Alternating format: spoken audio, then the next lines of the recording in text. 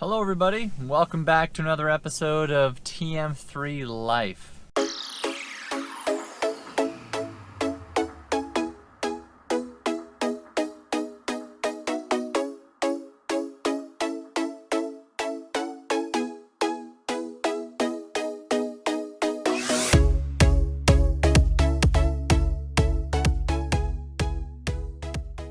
As you can see, I'm coming to you from a Tesla. And for all of my OG subscribers, you probably noticed this is not my Tesla. You would be correct. This is a loaner Model S, and we will get to that. And that's really what this video is about. It's a little bit of a rant, so please bear with me. If you don't want to listen to that, you can skip forward. At the end, I'll be discussing some things that I don't like about the Model S compared to the Model 3. So feel free to skip through to that. This beginning part's going to be a rant, but it's going to be a rant about something that I feel is very important and something that you probably want to pay attention to, especially if you're going to be taking delivery of a Model 3 anytime soon. Or maybe if you've already taken delivery and you might be dealing with some of the same things that I'm dealing with. I created this channel in an effort to make sure that I was not just always reporting on all the wonderful things about Tesla. Again, this is a car company, an energy company. They are new to the automobile industry in regards to producing a mass market car. Remember, the Model 3 is their first truly mass market car. Yes, they have the Model S and they have the Model X, but the numbers of that just don't equal mass-produced mass market car. The Model 3 is truly their first mass-produced vehicle, and they're producing a lot of these. And let's just say QC is not up to par. So we'll discuss that. Where is my car? Obviously, with a Tesla Model S loaner, it's not with me. So it's at the shop. Why is it at the shop?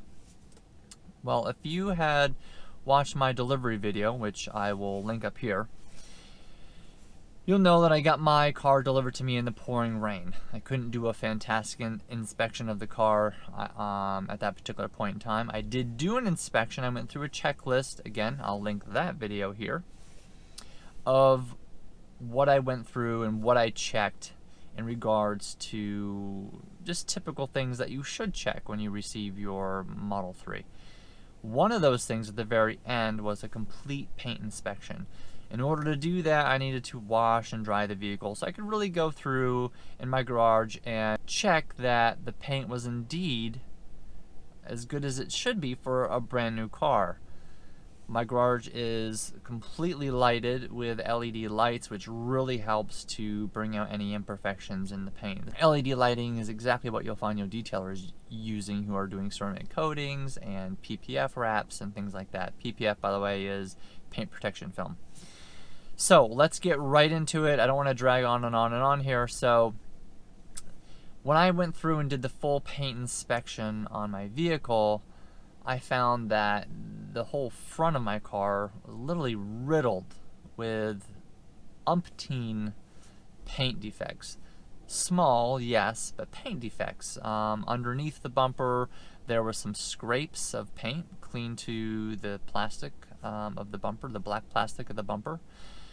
On the fenders and on the frunk or the hood, there were a lot of imperfections that had to do with dust underneath the paint.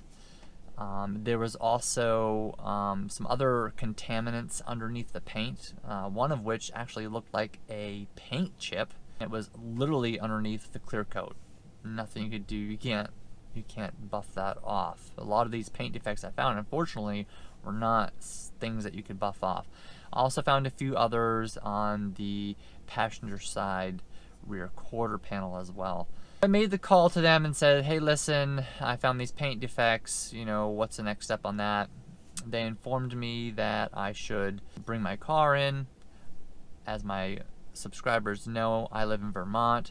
Closest service center to me is in Massachusetts. I said, that's not going to work for me. You're going to need to come and get the car for me. So they did. They came and picked up my car on a trailer. And they brought me this Model S, and we'll get to that later on in this video. So they took my car, gave me this Model S as a loaner. Fantastic. My car had been in the shop for 2 weeks or so.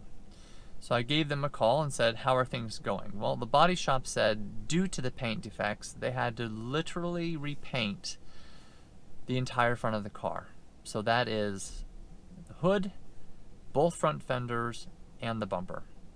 Also, they had to completely repaint the passenger rear quarter panel. Now, knowing that the Model 3 has a completely glass roof, that's nearly, if not 50% of my car is going to be completely repainted. I'm not exactly ecstatic about that idea, but I was like, okay, do your thing.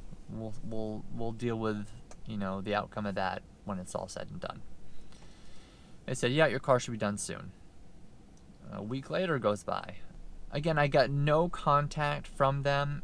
Pretty much every time I wanted an update on my car, I had to call. I called the body shop again.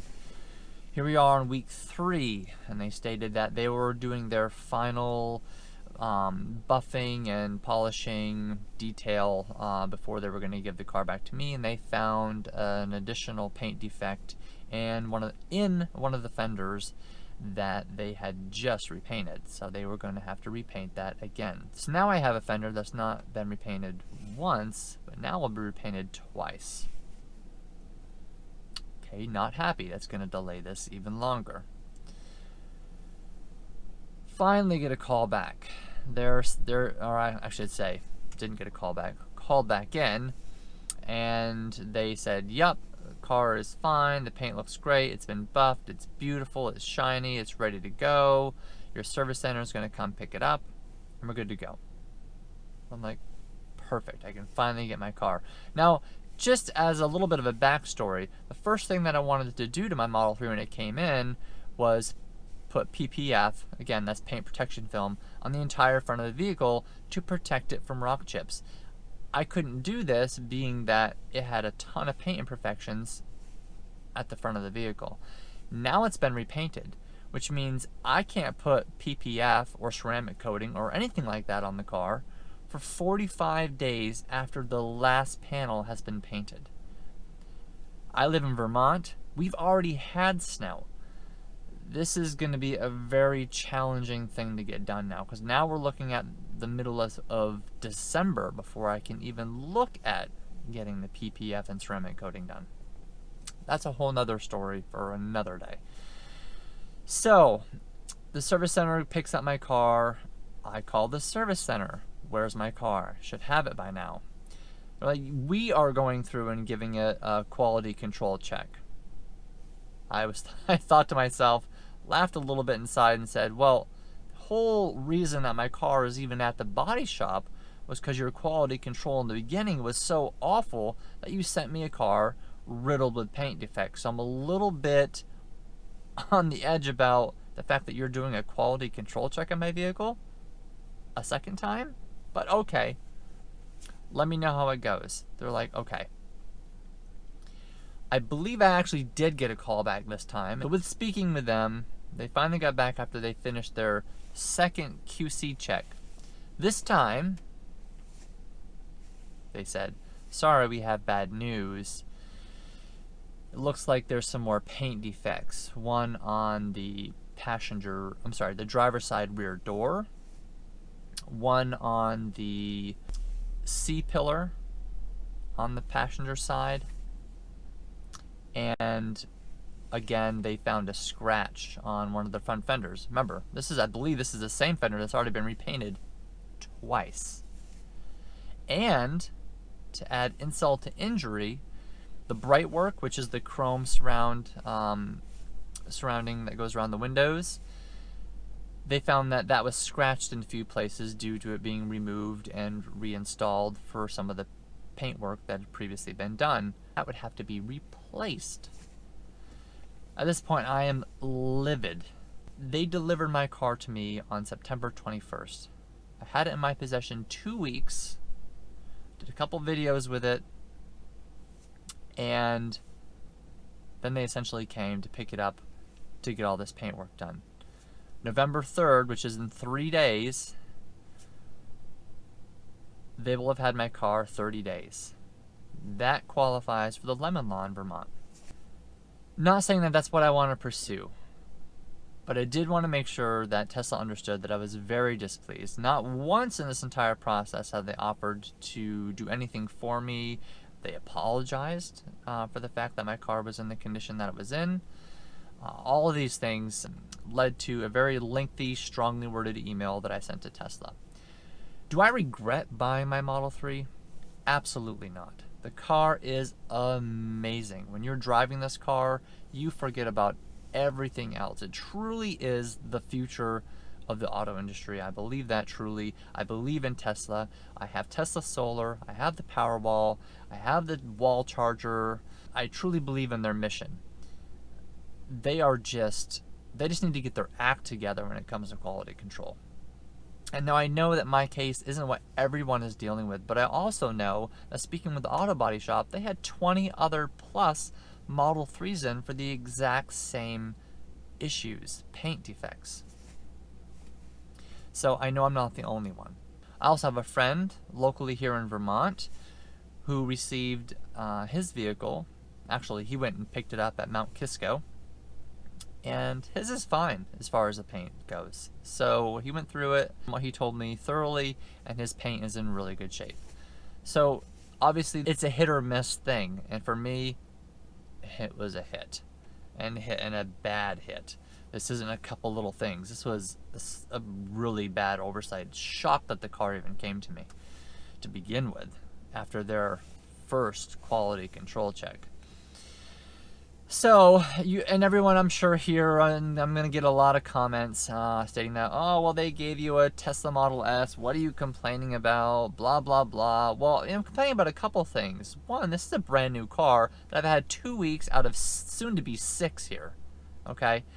Making payments on a car, insurance, all the normal things, and I don't have it in my possession. And you're like, well, you got a Model S, which is better. Here's where we are going to differ. The loaner that I received is a 2013 Model S P85. So it's just rear-wheel drive. And as far as I'm concerned, my all-wheel drive Model 3 is faster than this performance version Model S. So this Model S, again, it's a 2013. It's 5 years old. And you're like, who cares? Over-the-air updates, right? Yes, the technology in this thing is updated and it's current, and that's great. However, it's a 2013. It has no autopilot hardware, let alone the software. And this thing looks like it has been through the ringer. Granted, it is a Massachusetts car. I'm sure it spends a lot of time in Boston. And like a lot of big cities, it's bump and park, right? This car has tons of damage to it. When they first rolled it off the trailer, I was like, what happened to this car? Is it safe to drive? I mean, I was exaggerating, but I wanted to make the point clear when they pulled it off the trailer that this was beyond pretty. They had it all shined up and, cleaned and washed, but even then it was noticeable. Now it's dirty now, but I'm gonna bring you around to show you some of the things, some of the damage that's on the car, and then we're gonna discuss some of the things that I absolutely hate about the Model S. So let's get to that, and we'll discuss some of those things.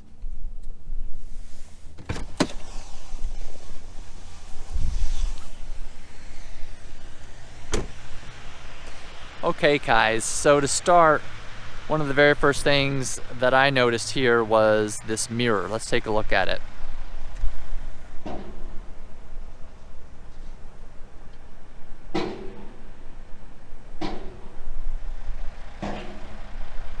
I apologize for the noise. They're dumping sand back there. What are you gonna do? Anyway, so the mirror trashed, right? Let's come in here. Here's the front bumper scraped.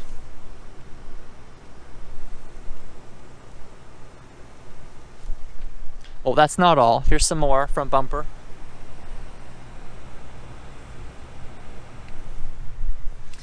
There's more.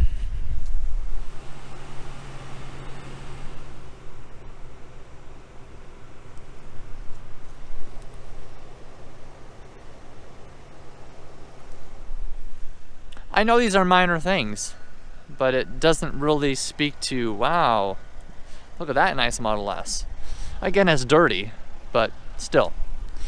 This piece is coming off.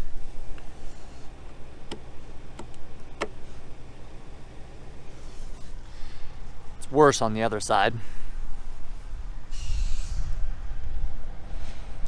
Rear bumper damage.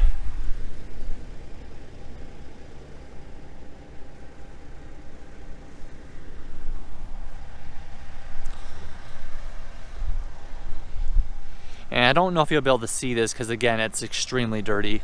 Because I've been through snow and I live on dirt roads, and you know, they're just, it's dirty.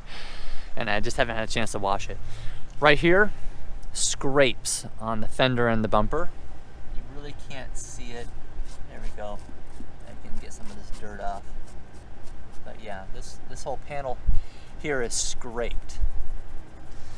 The wheels, I'm not even going to show you the wheels. Every wheel in this car is curved. And I'm not talking like a scrape here or there. I'm talking like it looks like they just rammed this thing down every single curve on every single side. It's bad. And then this piece on the other side, like I told you, that was falling off on the passenger side. On the driver's side, it's literally almost completely off.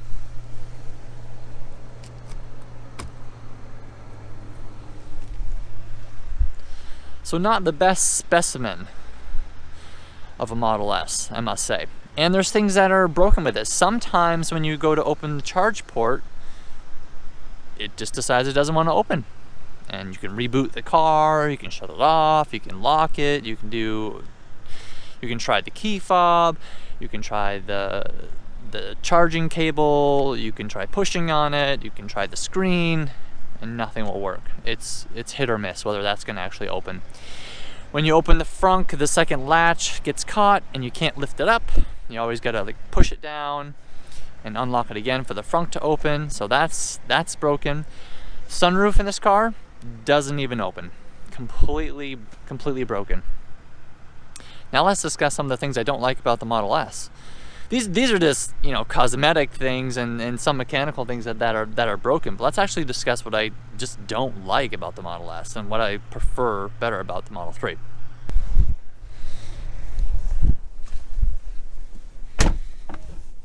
Okay, so let's discuss all the stocks that come off in a steering column on a Model S.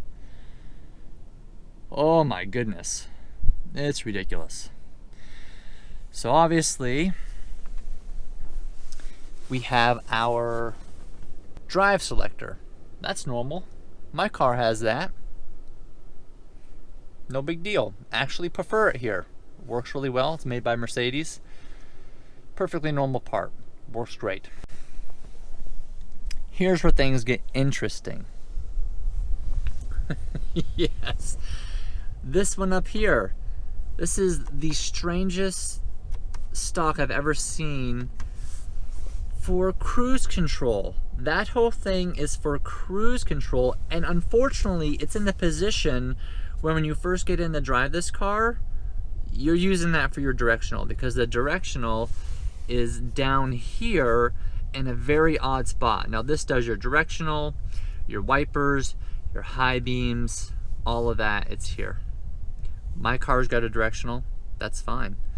I prefer the directional in the Model 3, mainly because, again, this is a click kind. I actually like the way that mine's like a BMW, where you push it and it automatically returns back to center. I prefer that. But we're not done with stocks. As you can see, there's another one right here. What does this do? Yep, that is the control for the steering wheel adjustments. And again, I prefer how the Model 3 handles that. Model 3's got two stocks. Directional, your drive selector. That is it. so many things sticking off in the steering wheel just seems so odd to me. And again, I'm not feeling the layout of this car. Yes, it has the screen up front. Let me show you. So it's got that binnacle so that you have your gauges and what's going on and all that, which to me just brings up the level of the dash, where in the Model 3 it's so much lower and I feel like I have much better line of sight. And over here, of course, you've got the large screen. Everyone likes it. It's fantastic. You've got additional buttons though. Here's a button here for the Glovebox. Model 3, it's built right into the screen. I prefer it there. I don't know how often you guys are getting into your Glovebox. I get in my Glovebox very infrequently. I don't need a button for it. This car's got additional buttons on the steering wheel. Yeah, it's not like a lot of cars because they do integrate a lot of things in the scroll wheel, and you know, and that's great. But there's still 2 extra, or I should say for the steering wheel, a total of 4 extra buttons. Down here on the door, you got your window buttons. My car's got window buttons, and I do have a button to open the door as opposed to the door handle that this car has. Either one's fine for me. I don't really have a preference through a door handle or the actual electric button. But you'll notice down here I have all the mirror controls as well. We don't have those in the Model 3. Again, that's all built into the screen. Less buttons. Let me make this point clear. I really like the simplicity of the Model 3. And so I may be biased to all the buttons in the Model S. So, you know, if you are a person that loves tons of buttons, then this car isn't even going to work for you because it doesn't have that many buttons compared to a lot of cars. You want a lot of buttons? Buy an Audi. But let's discuss some other things. Let's take a look at the fact this car has no center console. Nope. Just a floor. Like an old man's car, an old Chevy Malibu or something like that. Just the floor. Yes, you can get a center console with it. There's not one in this car. And you got this odd little cubby here. It goes back, not even a whole hand's depth. You can't put anything in there because as soon as you step on the gas, it falls out onto the floor. Fantastic. Oh, let's go back to the doors for a second. Do you notice anything? Yep. No door pockets. No cup holder or water bottle holder. Nothing. Not really convenient. Let's go back over here. Oh, I've got some cup holders. Well, that's nice. But wait, I want to use my armrest. Oh, so that means I lose the cup holder? And whoa, what if the passenger wants to use his armrest? Well, damn it. Now I don't have a single cup holder. And truly, that's honestly the only way that you can really feel comfortable putting your arm on this. I mean, that's where my arm would be. So, you're not going to have anything to drink in there if you actually want to use it as an armrest. But wait, look. There must be a ton of storage in here. I mean, look how tall this is. Well, let's get the button. Oh wait. No. Huh. Just hollow. That's weird. All this empty space and, yep, no storage. Yikes. So, just some reasons why I prefer the Model 3 over the Model S. Plus, the Model 3 is about 10% smaller, much more nimble, gives you a much better feedback in the steering wheel as far as just being able to, you know, run this car through corners. It's fantastic. Model S is definitely heavy. It's bigger. You feel it. Kind of feel like you're driving an older man's vehicle. I don't mean any disrespect by that. It's a great car. It's just not for me. So I'm charging at the supercharger, and we'll see. So the beautiful thing about this particular supercharger here in Berlin, Vermont, is all of these stalls are pull-through. So if you're hauling a trailer, this is definitely the supercharger for you. It is literally 1 minute off the interstate, so it is extremely convenient. What's here for amenities? Well, right up over here there is a Maple Woods travel center with an Irving gas station. They have wonderful food in there. To order deli kind of foods. Fantastic. There's a paved walking path that goes right up over there and right to it. Very, very simple. Down over here there is an Applebee's, literally one parking lot away. Right there, Applebee's. And if you need to stay the night, there's a Comfort Inn Suites right in back of us hotel. It's right there. So it truly is a phenomenal location. It's got plenty of amenities. There's a mall down the road, across the street, a grocery store. So I definitely rate this 10 out of 10. Oh yeah, and what pushes it to that 10 out of 10 is it doesn't have trash cans per se at the chargers, but there's a dumpster right in back of us, and right up at the Maple Woods Travel Center, of course, there's trash cans. And there's a beautiful place to sit, clean bathrooms. It's got everything. So 2 thumbs up and 10 stars on this supercharger. Back to the main point of this video. If any of you are dealing with these things, I feel for you. I'm in that same predicament. And for all of you that are like, what is this guy rambling on about? I can't believe he's talking about things like this. I'm sorry. That's what this channel is about. I'm not going to sugarcoat things. It's about living with a Model 3, right? TM3 life. Well, this is what it's like to live with a Model 3 right now. So that's what I'm reporting on. I want to give you guys the truth about what it's really like. It's not all rainbows and butterflies right now, at least not for me. And I wanted to express that and get my point across that you guys understood. And that also will explain why I don't have a ton of videos going up right now. I have over 2 years of accessories that I've ordered for this car that I can't install because I don't have it. Those videos are coming. Please stay tuned. If you like this video, give it the thumbs up, smash that like button, seriously, because the more that like button is smashed, the more this video gets shared around, and I think it's important information for people to understand.